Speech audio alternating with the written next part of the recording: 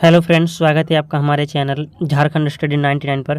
Friends, आज की इस क्लास में हम लोग वन लाइनर जी के क्वेश्चन को देखेंगे जो कि भारतेंदु हरिश्चंद्र के भारत दुर्दशा नाटक से संबंधित है। तो भारतेंदु हरिश्चंद्र के जो नाटक है भारत दुर्दशा, उसका जो थ्योरी क्लास है वो मैंने पिछले क्लास में कवर किया है। तो आज का जो हमारा क्लास होगा भारतेंदु हरिश्चंद्र द्वारा रचित नाटक जो है भारत दुर्दशा, उस पर आधारित वन लाइनर जी के क्वेश्चन। तो चलिए शुरू करते हैं आज की इस क्लास को। तो पहला सवाल है कि भारतेंदु हरिश्चंद्र का जन्म कब हुआ है? तो 1850 ईस्वी में हुआ है। निम्न में से किसे आधुनिक हिंदी साहित्य के पितामह के रूप में जाना जाता है? तो भारतेंदु हरिश्चंद्र को। भारतेंदु की साहित्यिक भाषा क्या है? भारतेंदु ने जो साहित्य की रचना की है तो किस भाषा में की है? तो खड़ी बोली में की है। याद रखना है आपको, खड़ी बोली। आचार्य रामचंद्र शुक्ल के अनुसार भारतेंदु के कितने नाटकों का उल्लेख है? तो 15 नाटकों का उल्लेख है। भारत दुर्दशा नाटक में कुल कितने अंक हैं? तो 6 अंक है। नाटक में अंकों की संख्या कितनी है? तो 6 है। भारत दुर्दशा नाटक में पात्रों की संख्या कितनी है? तो पात्रों की संख्या 19 है। और तो यहाँ पर आपको संख्या याद रखना है फ्रेंड्स, एक 15 है, 6 है और 9 है। तो नाटक में पात्रों की संख्या 9 हो जाएंगे। और नाटक में कुल कितने अंक हैं? तो अंकों की संख्या 6 हो जाएंगे। और भारतेंदु हरिश्चंद्र ने कितने नाटकों का उल्लेख है? तो 15 नाटकों का उल्लेख है। किसके अनुसार? तो आचार्य रामचंद्र शुक्ल के अनुसार। निम्न में से कौन सा मूर्त पात्र है? तो एडिटर। एडिटर जो है भारत दुर्दशा नाटक में मूर्त पात्र है, एडिटर। भारत दुर्दशा में डिसलॉयटी पात्र का अर्थ होता है देशद्रोह, यानी डिसलॉयटी का अर्थ क्या है? देशद्रोह। भारतेंदु ने गौरवशाली अतीत के बावजूद दीनहीन मृतप्राय वर्तमान का मूल कारण किसे माना है? तो आपसी कलह को माना है। नाटक भारत दुर्दशा के किस अंक में भारतेंदु ने अंग्रेजों द्वारा भारत से धन लूटकर ले जाने की चिंता जताई है? तो पहला। आपको पहला अंक याद रखना है कि पहला अंक में क्या कहा गया है। अगर आप थ्योरी क्लास की हैं तो मैंने उसमें बताया है कि पहले अंक में क्या हुआ है, दूसरे में क्या हुआ, तीसरे अंक में क्या हुआ है। तो पहले अंक में भी आपको, अगर फ्रेंड्स आप हमारे थ्योरी क्लास को, इसके बाद वन लाइनर क्लास को और ऑब्जेक्टिव क्लास को अगर देख लेते हैं तो आपका एक भी सवाल एग्जाम पर गलत नहीं होंगे और आपको अच्छी तरह से समझ में आ जाएगी कहाँ पर क्या चीज़ है। तो नाटक भारत दुर्दशा के किस अंक में भारतेंदु ने अंग्रेजों द्वारा भारत से धन लूट कर ले जाने की चिंता जताई? तो पहला अंक में। भारतेंदु का प्रथम नाटक माना जाता है विद्या सुंदर को। भारतेंदु का प्रथम नाटक माना जाता है विद्या सुंदर को। चंद्रावली को भारतेंदु की आत्मा का प्रतिरूप किसने कहा? तो रामविलास शर्मा ने। याद रखना है, लेखक रामविलास शर्मा ने। नाटक भारत दुर्दशा के किस अंक में भारत का प्रवेश होता है? तो दूसरे अंक में। दूसरे अंक में भारत का प्रवेश होता है। नाटक भारत दुर्दशा में फटे कपड़े पहने, सिर पर अर्ध किरीट, हाथ में टेकने की छड़ी, शिथिल अंग किसके रूप की व्याख्या करता है? तो भारत की व्याख्या करता है। भारत को अपनी दुर्दशा देखकर किसकी याद आती है? तो भारत को अपनी दुर्दशा देखकर दुर्योधन की याद आती है। याद रखना है आपको, दुर्योधन। भारत को अपनी दुर्दशा देखकर किसकी याद आती है? दुर्योधन की। सूच्यग्रम नैव दास्यामि वीना युद्धन केशव, यह कथन किसके द्वारा कहा गया है? तो दुर्योधन के द्वारा कहा गया है। अरे पामर डैश, तेरे उत्पन्न हुए बिना मेरा क्या डूब जाता था। उपयुक्त कथन में रिक्त स्थान क्या होगा? तो जयचंद। यहाँ पर जयचंद होगा कि अरे पामर जयचंद, तेरे उत्पन्न हुए बिना मेरा क्या डूब जाता था। तो यहाँ पर खाली जगह पर जयचंद हो जाएंगे। हाय अब मुझे कोई शरण देने वाला नहीं, मातः राजराजेश्वरी विजयिनी मुझे बचाओ। उपयुक्त वाक्यों में भारत किसे अपनी रक्षा के लिए पुकारता है? तो महारानी विक्टोरिया को। याद रखना है, महारानी विक्टोरिया। जब किसी व्यक्ति का साहस और स्वाभिमान पूरी तरह नष्ट हो जाता है तब व्यक्ति कायर होकर किसका सहारा लेता है? तो निर्लज्जता का सहारा लेता है। निम्न में से कौन लड़की के वेश में है? तो आशा। आशा जो है लड़की के वेश में है। नाटक के किस अंक में स्थान शमशान टूटे फूटे मंदिर का प्रयोग किया गया है? तो दूसरे अंक में। दूसरे अंक में मंदिर का वर्णन किया गया है, स्थान शमशान टूटे फूटे मंदिर का प्रयोग किया गया है। नाटक के किस अंक में भारत दुर्दैव का प्रवेश होता है? तो तीसरे अंक में। तीसरे अंक पे भारत दुर्दैव का प्रवेश होता है। क्रूर आधा क्रिस्तानी आधा मुसलमानी वेश, हाथ में नंगी तलवार किस रूप को दर्शाया गया है? तो भारत दुर्दशा को दर्शाया गया है। याद रखना है फ्रेंड्स कि क्रूर आधा क्रिस्तानी आधा मुसलमानी वेश, हाथ में नंगी तलवार किस रूप को दर्शाया गया है? तो भारत दुर्दशा को दर्शाया गया, जो कि भारत की दुर्दशा है उसको दर्शाया गया है। तो हमारा तो यह नाटक भी है भारत दुर्दशा, जिनके लेखक कौन है?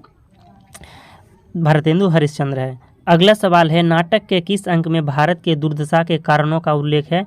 तो तीसरा। तो तीसरे अंक में जो है भारत के जो दुर्दशा है इसका कारण क्या है इसका उल्लेख किया गया है। आप थ्योरी क्लास को देख सकते हैं, आपको अच्छी तरह से समझ में आ जाएगा। फ्रेंड्स, अगर आपको वीडियो पसंद आता है लाइक ज़रूर कीजिएगा और कमेंट में बताइएगा कि आपको किस टॉपिक पर वीडियो चाहिए और क्लास हमारा कैसा लगता है। तो आप लाइक ज़रूर से ज़रूर कीजिएगा, क्योंकि लाइक करने में आपका 1 रुपया भी खर्च नहीं होता है। अगला सवाल है, अंग्रेज भारत को क्या कहते हैं? तो काला कहते हैं। अंग्रेज जो है भारत को काला कहते हैं। काफर काला नीच पुकारूं, तोड़ू पैर और हाथ। उपयुक्त पंक्ति में काफर काला नीच किससे पुकारा गया है? तो भारत को पुकारा गया है। फौजदार का नाम क्या था? तो सत्यानाश। फौजदार का नाम क्या है? सत्यानाश।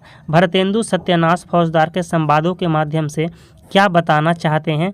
तो देश का सत्यानाश का कारण इसे बताना चाहते हैं। भारतेंदु हरिश्चंद्र के सत्यानाश का पहला कारण बताते हैं, तो धर्म के नाम पर बंटवारा। भारतेंदु हरिश्चंद्र जो है ये सत्यानाश का पहला कारण किसे बताते हैं? तो धर्म के नाम पर बंटवारा, यानी जो हमारा जो धर्म के नाम पर बंटवारा हुआ है यही हमारी सबसे खराबी थी और इसी के नाम पर जो हमारा पहला बंटवारा हुआ है। भारतेंदु के अनुसार हिंदू समाज के कूपमंडूक बनने का क्या कारण है?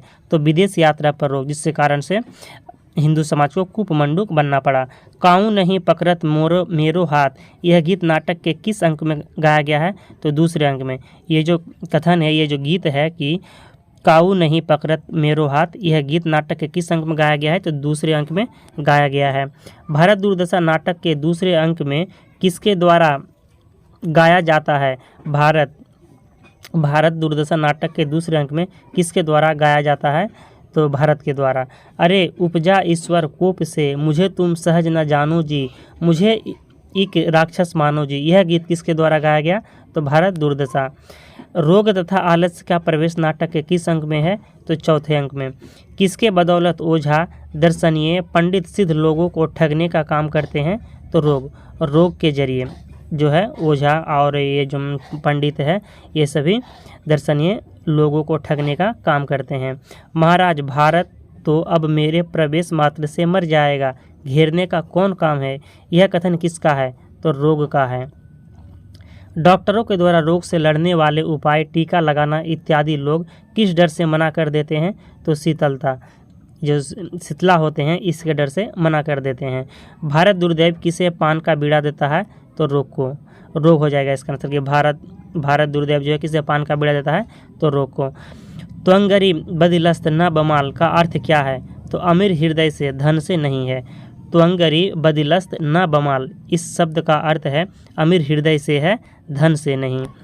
भारत दुर्दशा में मदिरा को किसकी कन्या माना गया है? तो भगवान सोम की कन्या माना गया है। किसे? मदिरा को। देवताओं द्वारा मदिरा को क्या कहा जाता है? तो सूरा कहा जाता है। मदिरा के संदर्भ में कौन सुमेलित नहीं है? तो रम और क्रिस्तान, ये जो सुमेलित नहीं है। भारतेंदु ने अपने नाटक भारत दुर्दशा में अज्ञान और जड़ता के प्रतीक के रूप में किस पात्र को प्रस्तुत किया है? तो अंधकार को प्रस्तुत किया है। भारतेंदु ने चोर, उलूक और लंपटों का एकमात्र जीवन किसे कहा है? तो अंधकार को। अंधकार को जो है भारतेंदु ने चोर, उलूक और लंपटों का एकमात्र जीवन कहा है। किसे? अंधकार को। पर्वतों की गुहा, शोकितों के नेत्र, मूर्खों के मस्तिष्क में किसका निवास होता है? तो अंधकार का निवास होता है। आध्यात्मिक और आधि भौतिक किसके 2 स्वरूप है? तो अंधकार के 2 स्वरूप है। नाटक के कौन से अंक में एक 7 सदस्यीय कमेटी की बैठक होती है? तो 5वें। नाटक के जो किस अंक में 7 समिति यानी कमेटी की बैठक होती है? तो 5वें अंक में बैठक होती है। 7 सदस्यों की कमेटी में कौन शामिल नहीं होता है? तो भारत। और ये जो बैठक होती है 7 सदस्यों की कमेटी, तो इसमें भारत जो है वह शामिल नहीं होते हैं। अगला सवाल है, सभा के सदस्यों को डिसलॉयल्टी के द्वारा किस एक्ट के तहत पकड़ा जाता है? तो इंग्लिश पॉलिसी एक्ट के तहत। इंग्लिश पॉलिसी एक्ट के तहत पकड़ा जाता है। भारत भाग्य पात्र का प्रवेश नाटक के किस अंक में होता है? तो 6ठे अंक में। याद रखना है आपको, ये जो अंक है फ्रेंड्स, प्रत्येक अंक को आपको याद रखना है, क्योंकि एग्जाम पर पूछ सकते हैं। जब ऑब्जेक्टिव क्वेश्चन को देखेंगे तो किस तरह के सवाल एग्जाम पर पूछे जाएंगे आपको समझ में आ जाएगा। यानी जितने भी कथन है सारे इंपॉर्टेंट है और सारे अंकों को अच्छी तरह से याद रखना है कि भारत भाग्य पात्र का प्रवेश नाटक के किस अंक में होता है? तो 6ठा में। जागो जागो रे भारत भाई नामक गीत कौन गाता है? तो भारत भाग्य गाता है। भारतेंदु के अनुसार विद्या का सूर्य का किस दिशा में उदय होता है? तो पश्चिम दिशा में उदय होता है। अथक प्रयत्न के बाद भी जब भारत नहीं उठता है तो भारत भाग्य क्या करता है? तो आत्महत्या कर लेता है। भारतेंदु कृत भारत दुर्दशा किस साहित्य रूप का हिस्सा है? तो यह एक नाटक साहित्य क्या है? जो भारत दुर्दशा यह एक नाटक है। भारतेंदु की मृत्यु किस वर्ष हुई? तो 1885 ईस्वी में हुई है और उनके जन्म की बात करें तो 1850 में हुआ है। किस भारतीय साहित्यकार को हिंदी साहित्य में आधुनिकता के अग्रदूत कहा जाता है? तो भारतेंदु हरिश्चंद्र को। भारतेंदु के पिता का नाम क्या थे? तो गोपाल चंद है। भारतेंदु के पिता का नाम गोपाल चंद। हिंदी साहित्य व हिंदी रंगमंच के पितामह किसे कहा जाता है? तो भारतेंदु हरिश्चंद्र को हिंदी साहित्य का पितामह या हिंदी साहित्य का रंगमंच का पितामह कहा जाता है। निम्न में से कौन सी रचना भारतेंदु हरिश्चंद्र द्वारा रचित नहीं है? तो राग दरबारी। राग दरबारी जो है यह भारतेंदु हरिश्चंद्र की रचना नहीं है, क्योंकि राग दरबारी के लेखक कौन है? तो श्रीलाल शुक्ल है। राग दरबारी के लेखक श्रीलाल शुक्ल है। अब हमारा जो अगला क्लास होगा फ्रेंड्स, यह वस्तुनिष्ठ प्रश्नोत्तर का होगा, जिसमें हम जो भारत दुर्दशा नाटक से जितने इंपॉर्टेंट ऑब्जेक्टिव क्वेश्चन है उन सभी को कवर करेंगे। तो आज की क्लास को यहीं पर समाप्त करते हैं। हमारा आज का क्लास ऑनलाइन एनर्जी के क्वेश्चन भारत दुर्दशा नाटक से था। तो मिलते हैं नेक्स्ट वीडियो में ऑब्जेक्टिव क्वेश्चन लेकर भारतेंदु हरिश्चंद्र से संबंधित और उनके नाटक भारत दुर्दशा से संबंधित। अगर आपको आज का वीडियो पसंद आए तो लाइक जरूर कीजिएगा और चैनल पर नहीं तो सब्सक्राइब कीजिएगा। मिलते हैं नेक्स्ट वीडियो में ऑब्जेक्टिव क्वेश्चन लेकर को बहुत जल्द। जय हिंद।